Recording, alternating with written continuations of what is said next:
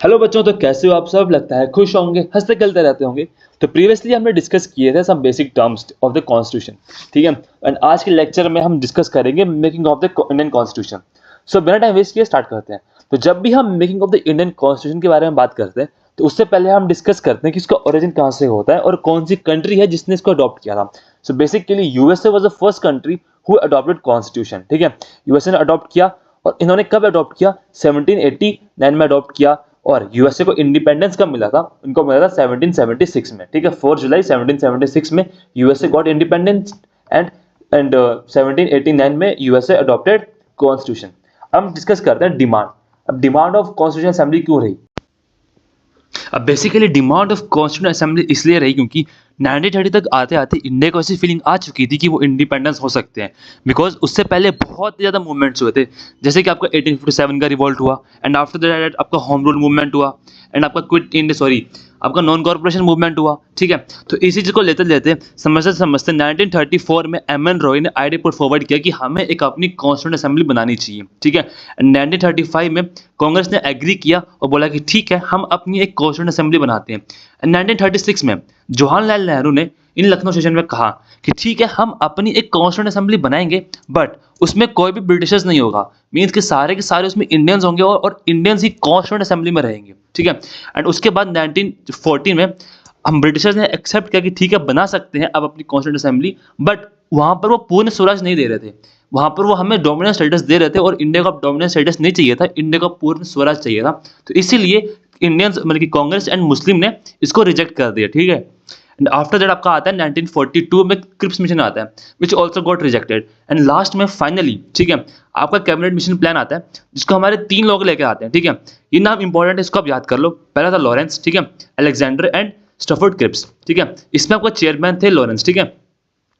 And देखो British में accept हुआ 1945 में, ठीक है। एंड 1946 में वो इंडिया आए थे, एंड इंडिया ने और कहा था कि आप अपना कॉन्स्टिट्यूंट असेंबली बना सकते हो। एंड उसके बाद तो प्रोविजंस के ऊपर डिवीजन होता है कि किसको कितनी कितनी सीट्स मिलेगी, ठीक है। ये डिवीजन है, देखो यहाँ पर देख सकते हो।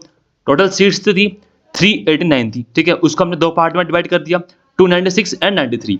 अब जो 296 थे ना, उसमें आपके हर एक स्टेट से इलेक्टेड होकर आएंगे, वेयर जो 93 थे ये आपके नॉमिनेटेड थे।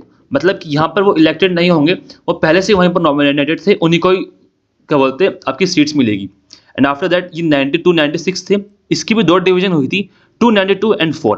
ये 4 जो थे यहाँ पर ये आपके चीफ कमिश्नर प्रोविंसेस थे, एंड वेयर ये 92 जो थे आपके गवर्नेंस प्रोविंसेस थे, ठीक है। ये टोटल आपकी 11 गवर्नर प्रोविजंस थे, ठीक है।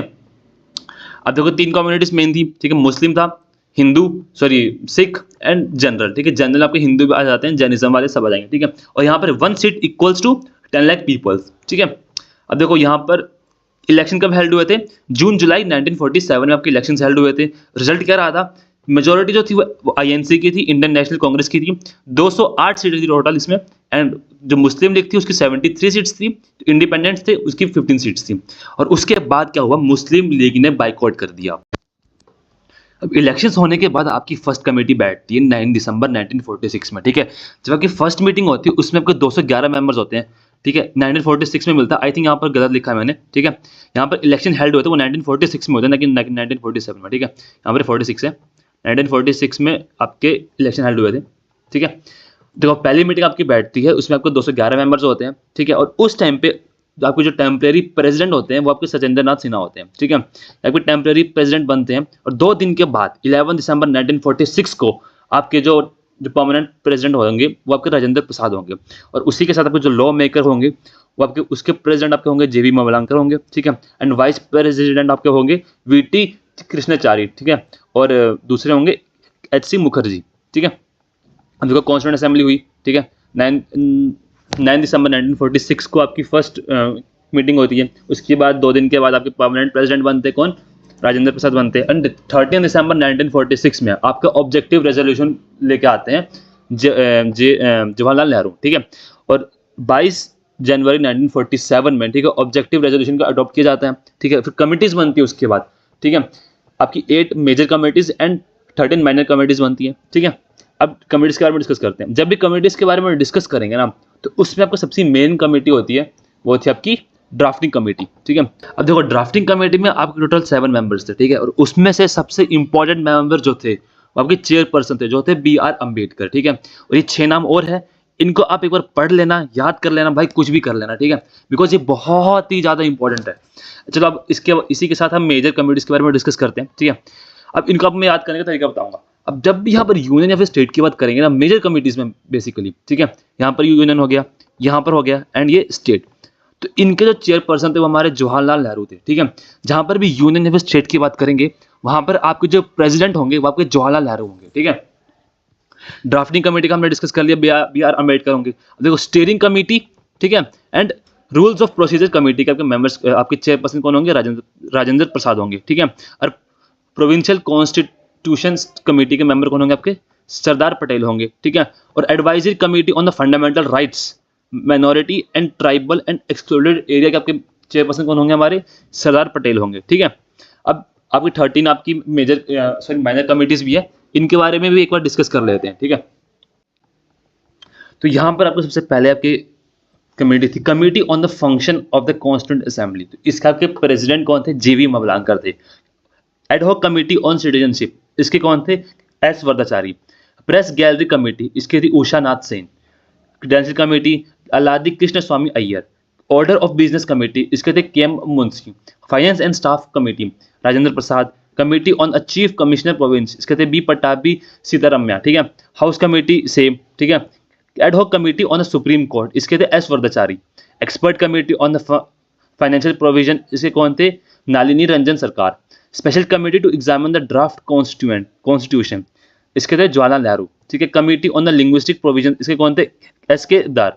Ad hoc committee on a national flag, इसके कौन थे, राजेंद्र प्रसाद, ठीक है। अब ये हो गया ड्राफ्टिंग कमेटी के बारे में हमने डिस्कस कर लिया। अब इंपॉर्टेंट ड्राफ्ट्स कब होए थे, ठीक है। तो आपका जो फर्स्ट ड्राफ्ट था वो आपका 9 से लेकर 23 दिसंबर 1946 तक चला, और जब आपका ये 10th ड्राफ्ट था ये आपका 6 से लेकर 17 अक्टूबर 1949 तक चला, ठीक है। 11th जो था वो आपका 14 से लेकर 26 नवंबर 1949 तक चला, और जो आपका फाइनल ड्राफ्ट था वो आपका 4 नवंबर 1948 से लेकर by the B.R. Ambedkar from the Bengal constituency, ठीक है। इस दिन आपका फाइनल ड्राफ्ट बना, ठीक है, हुआ था। अब ये हो गया, ठीक है। अब यहां पर देख लेते हैं कि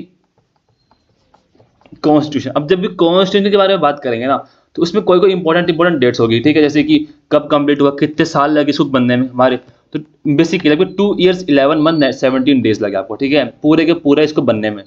और जिस दिन ये अडॉप्ट हुआ ना 26 नवंबर 1949 को, जब हमने कॉन्स्टिट्यूशन अडॉप्ट किया, उसी के साथ साथ हमारे सिटीजनशिप, इलेक्शन और प्रोविजनल पार्लियामेंट हमारे पावर में आ गए थे, ठीक है।